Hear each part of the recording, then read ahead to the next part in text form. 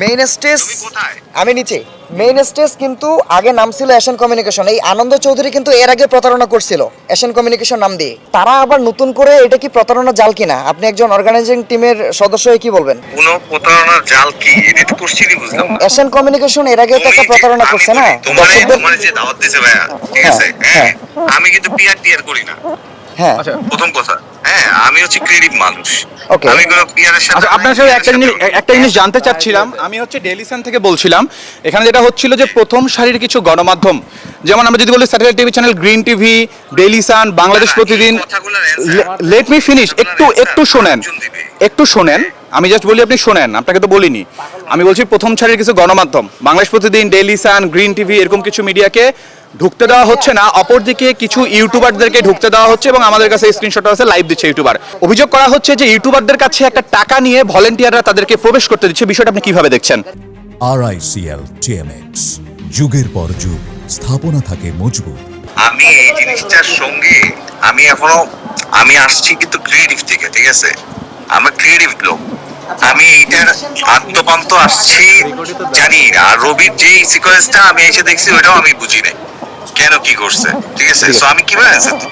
আনন্দ চৌধুরী কিন্তু এর আগে এশিয়ান কমিউনিকেশন চালাইতো, ঠিক আছে? এশিয়ান কমিউনিকেশন যে এর আগে দর্শকদের টাকাটা ফেরত দেয়নি সেটা তো আপনি নিশ্চয়ই জানেন, অবগত আছেন নাকি?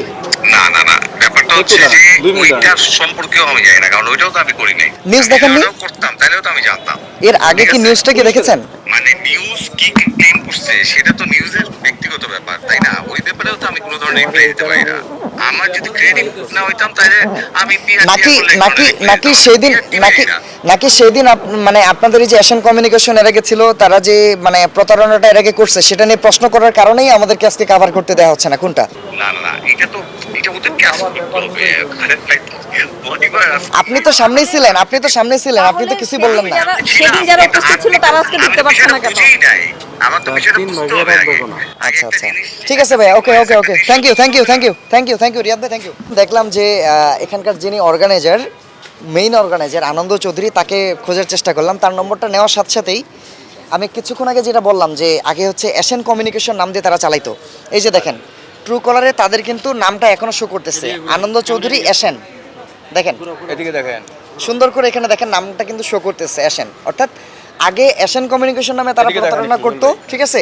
এখন মনে হচ্ছে তারা এইভাবে এইটা করছে। কিন্তু কথা হচ্ছে যে দেশে এত গোয়েন্দা সংস্থা আছে, তারপরে হচ্ছে পুলিশ প্রশাসন আছে, স্বরাষ্ট্র মন্ত্রণালয়, তবু কেমন করে এই এশিয়ান কমিউনিকেশনকে আবার নতুন খোলসে আবৃত হওয়ার সুযোগ দিল এটাই বুঝতে পারছি না।